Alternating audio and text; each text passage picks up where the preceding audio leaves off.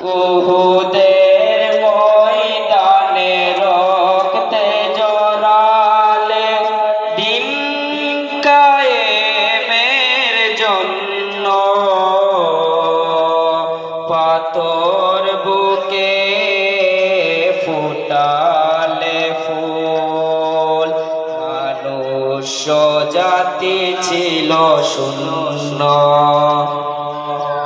শত জ্বালাতন সয়েছ তুমি সেই কাহিনী শুনে কেঁদেছি আমি দেখিনি তোমায় চোখেরই তারা তবু তোমায় ভালোবেসেছি।